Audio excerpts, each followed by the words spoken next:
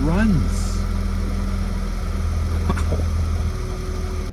Welcome back to Jarola's Garage. I have bought another flood salvage Boxster. This one is a 2003. Let's check it out. So this is a 2003 Porsche Boxster with a tiptronic transmission. Sold as a flood car. Let's check it out. Let's see. I know I already said that, but it is Meridian Silver. It's kind of cool. You can't really tell right now, but in the sunlight, it has a little bit of a purple hue to it. It's got some oxidation on the paint. I don't know. I mean, I just put a little bit of water there. It seemed to clean up pretty good. So I will definitely give it a wash. But otherwise, it looks okay. Same thing with the hood. With the bonnet, you can see, I guess some cats have been crawling on it or whatnot. So I'll give it a wash. Let's see how it comes out after I wash it. So like I said, this was a flood car. And you know how flood cars go. Nothing ever works. So let's dig in. The interior leaves a lot to be desired, I guess you could say. This seat looks like it's been baking in the sun for way too long. The car did come with 2 keys and supposedly has 144,000 miles, I believe, something like that. But as you guys know, every time I buy one of these cars, the batteries are dead. So let me do my usual deal here and get this thing here with the little tab there. Let's see if we can get the front open. And let's see what we find. You guys have seen me do this enough times. Ground here, we get a positive over here, then we get a battery, hook up negative and positive, and that's good. You hear that little click? That means something's coming to life. Let's see what happens here. Woohoo! It opened. All right, let's go see what's going on up there in the front. Fortunately, the front opened without much of a fight. I see there's no spare tire. There's the cover here for the spare tire, but I guess somebody helped themselves to it. I gotta get in there, check out the battery. I'll probably just replace the battery, put in another one, and let's see what happens. Obviously the car looks like it's been sitting for some time. You know, it's all dirty. It's dirty. This, I don't know. The carpet on the other side did feel a little bit moist. You can see there's like a little bit of mold there, I guess. If that's what that is, it probably is. What else? I had to put it in neutral so I could roll it. I mean, overall, it doesn't look too bad. It looks pretty straight. I don't know. It's just dirty. Look at, I mean, dirty. Look, it's all dirty. I don't know. I'll have to, let's see if I can get this seat up. There we go. I'll have to mess with it. Okay, so first thing first, let me get that battery swapped out. Let me see what happens.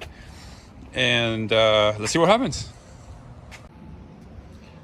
I put a battery and it came to life. At least a little light is on there. Let's see what else. I hear a dinging. Oh yeah, okay, so we got what, 144,000 miles on this thing. It is a tiptronic. Let's see, let me disconnect the battery since I won't be needing that anymore. Let's see, the back opens. All right. Hood shocks are wasted, but okay, let's see what we have here. I don't see any milkshake, so that's good. Let's see what we have here. Also looks clean. I don't see any reason for concern. Oil looks okay. So, like I had said, this was a flood car. There is some evidence of water back here. It does feel a little damp, just a little bit. All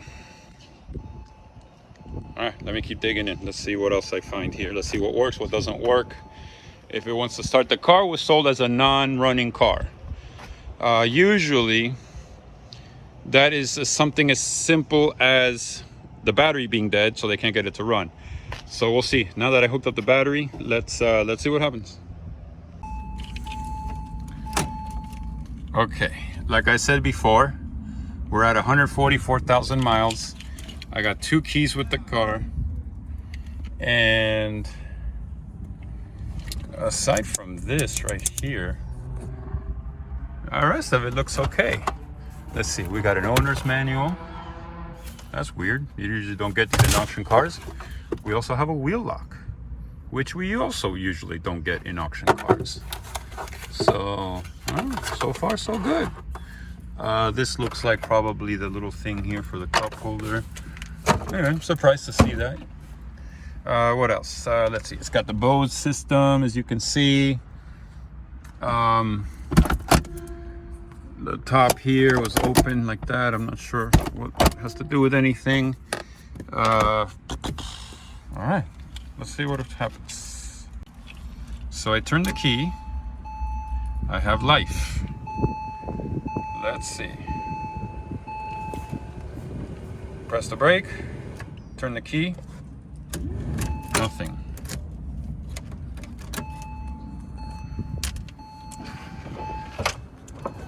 Windows are working. That's a good thing. So if I put this, the windows go down. Let's see. I'm not getting anything with the top. I hear the motors going back there, but I don't know. I hear something clunking back there. Maybe they disconnected the mechanism. I don't know. Anyway, I'm gonna leave it alone. I'm not. The roof is the least of my worries. Okay, so this is my worry. Nothing.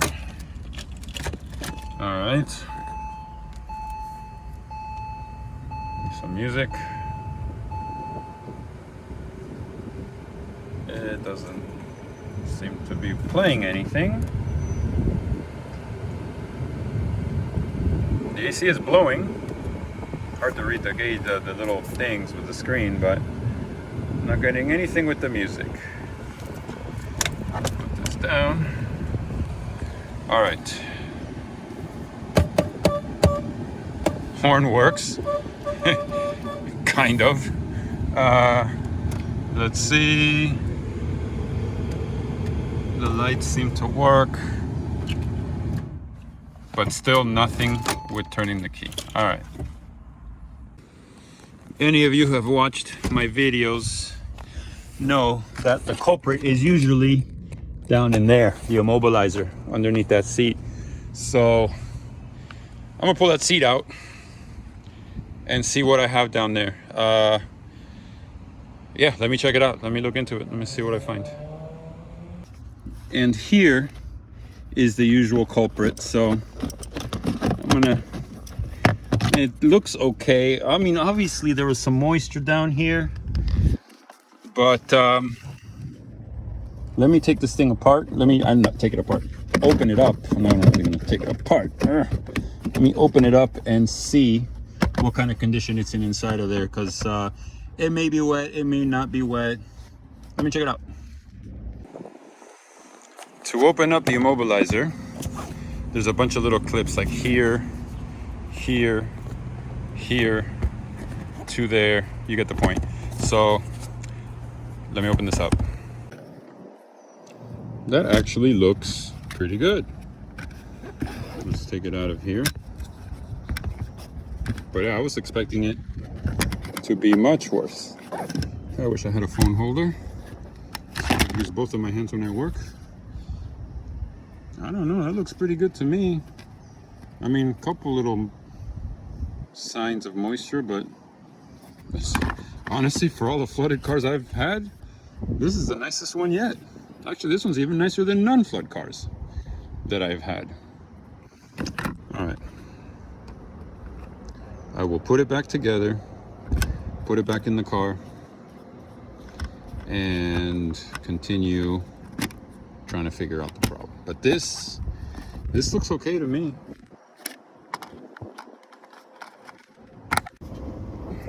I gotta get something to hold this up. The other thing I always want to look for on these cars, somebody might have been here in the past, you see these guys are missing, is to make sure the computer's there, and it is, the ECU. A lot of times, I don't know, people take them out, so it's there, that's a good sign. So, okay, so if the immobilizer is good, I mean good, I don't know if it's good, it looks okay. The ECU is good, but yet I get no start condition. Huh. ECU, computer, key. Key would be the next logical thing to check. So let me check on the keys. And if you guys remember from some of my other videos, like in particular that 996 one, the Porsche Silver one, keys are not always a given. So let me look into that. All right, so the immobilizer's hooked back up. Man, it looks nasty down there. Look at that. I mean, I guess like a lot of that would vacuum up, but man, it's dirty. So, okay, so that's done. Let's see if I get a key. No, I don't know why that one doesn't want to spin. Let's see. Okay, we have life. Nothing. Let's see if I put my foot on the brake. Nothing. Windows work. I don't know why I'm not getting any music. It looks like it would be working. AC blower is blowing. I'm gonna turn it off. I don't need that. Wipers work. Turn signals work. Well, somewhat.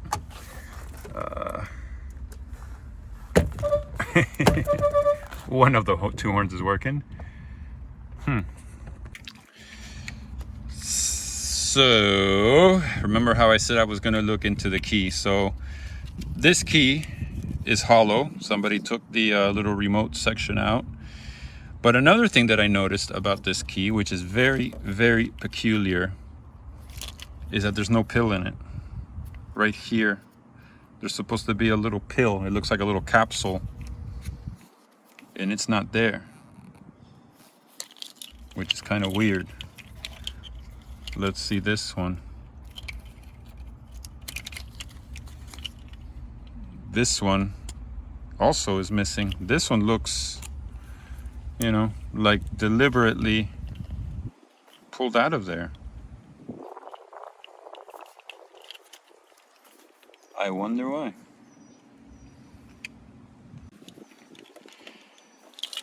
At least that would explain the no start. It's not going to start without a pill. But why would they have taken that pill out of there? Huh. Maybe there's bigger issues here that I don't know about. Sometimes people glue the pills to the back of this. No. Unless, I don't know, I could try to take this guy apart and see if the pill is glued somewhere in there, but I don't see it. I don't feel it. You know, sometimes people glue the pill. They take the pill out of here and they glue it in here. That way you can use any standard Volkswagen key blade, because the key blades, you know, just the blades are generic. I mean, that's like I don't know, I know Volkswagen has those. I don't know what other brand has them, but you know, if you take the pill out of the key and you glue it, like let's say here, I mean, I haven't done it personally, but I've seen it done. You glue it here or to the rubber thing, which I just dropped. You don't then need the specific Porsche key head to start the car, because it will recognize the pill since it's right next to this thing here. This little guy right here is an exciter. It's like a coil, and when you energize it, it registers the pill. Huh. So I have to kind of go through a process of elimination. Why is the pill missing? Did somebody not want this car to start? It's very, very strange. What I'm gonna do now is I'm going to take the panel from the inside here and take a wrench to the main crank bolt, you know, that holds the pulley on, and see if that engine moves. I don't know, this is very weird, very, very weird that there's no pills in here. So maybe they're hiding something. You know, I bought the car as a non-running car, so that's kind of a gamble I take. You know, could be something as simple as a battery, could be a frozen motor. So I'm gonna take a wrench to it and see if I can get that motor to spin. I hope I can, because if not, if that motor's stuck, then that's where this project ends. I'll put the car on eBay or something like that for parts. It'll be strictly a parts car, and I'm done. So let me take that apart, let me put a wrench to it and see what happens. I'm pretty sure you guys have seen me do this before. I gotta take this carpet out, then I gotta take the metal cover that's behind this, a bunch of 10mm bolts and 2 nuts. And let me get a wrench. I think it's a 24mm that goes on that crank pulley, and see if I can turn the motor and make sure it's not frozen. And if it is frozen, I don't even think, the other thing I was thinking about was maybe possibly putting it up on the lift and checking the filter, but I don't know. Let me check that first. All right, I've shown you guys this view before, not on this car, but you know, it's just a standard Boxster engine. So let's put the wrench to it and cross my fingers. Oh yeah, okay, cross my fingers, wait, like that, and let's turn it. Wait, like this, watch. Fingers crossed. All right, it moves. It's a little stiff, but it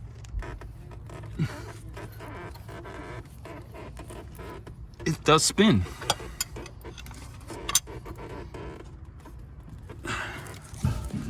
It's a little stiff, but it does turn. So that's a good sign. Okay, well, the engine isn't frozen. So what could this possibly be all about? One thing that occurred to me is I have an immobilizer, an engine computer, and the key from this guy. I don't know if you guys remember, I've shown you guys this car in the past. I do have the immobilizer, like I said, immobilizer, key, and computer for the engine out of this car. However, this car is an S manual, whereas the other one is a base tiptronic. So I don't know, as far as the engine computer, how that would vary between the S 3.2 liter and the base, what is it, a 2.7 or something like that? 2.9, whatever it is. I guess it doesn't hurt to try. I know this immobilizer is good. I know this is good, and I know the key is good, because the other car, when I parted it out, did run and drive. The car was crashed, so it was that engine actually ran beautiful with 77,000 miles. So I know these things are good. So let me install these guys in this car and see what happens, right? I mean, what else am I gonna do? First thing I'll do is swap the computer. Just pull these harnesses out and plug them in here in the same way, and then bolt it back up. Easy enough. Done. So same thing, I swapped out the immobilizers. I can distinguish them because this one has a blue fuse and this one has a red fuse, and that's how I know the difference. The red fuse is the one out of the other car, the blue fuse is the one out of this car. What I did was I took the blade out of one of the other keys for the car and I put it onto this key head. So this key head now has the pill that is mated to the immobilizer under the seat and the computer in the back. Remember, this is an 03 Boxster S computer and immobilizer. And this, but now this is an 03, but it's not an S, it's a base. Let's see, okay. This is good. We have life. Let's see.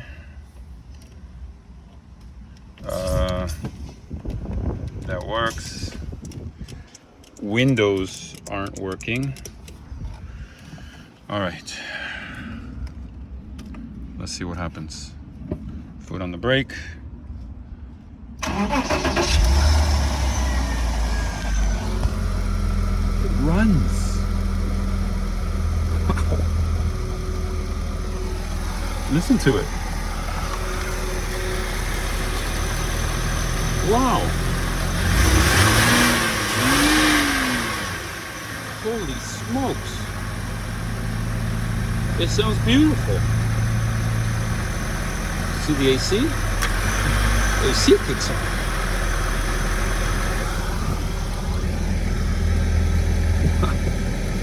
That's great. Let's see if it blows cold. I don't know. Let's see. Low. It's hard to see the little thing there, but it sounds beautiful. Wow. Okay, it runs.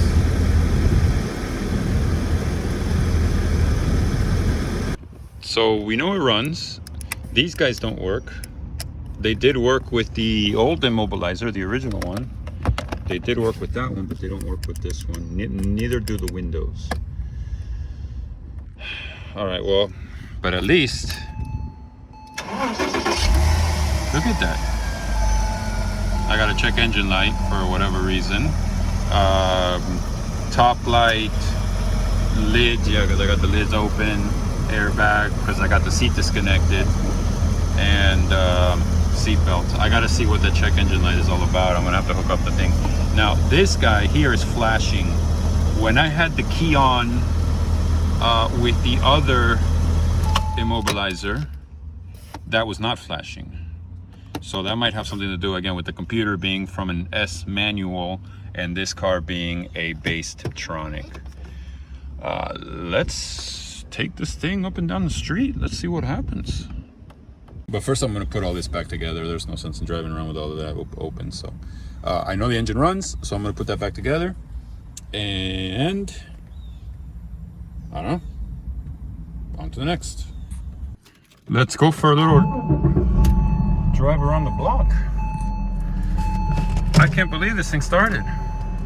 Let's see what happens with the transmission. Oh, man. Ugh. Ugh. Wow. Those mounts are wasted. The AC's blowing, you know, cool. I wouldn't say cold, but cool. Let's see. Still got check engine. Got the airbag light. Yeah, because I disconnected the seat. The top. Ugh. Oh, man. It's kind of harsh. It's got to be just the mount, but look at it. It drives. Holy smokes. I am really in shock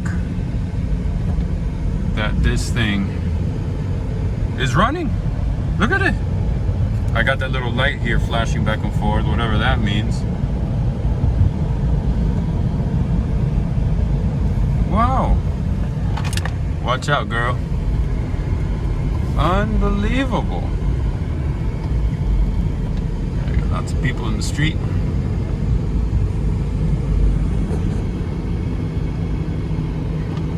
I can't believe it. It runs great. Wow. I don't know. It's baffling why somebody would take the pills out of the keys, out of both of them. But look at this. Car runs beautiful.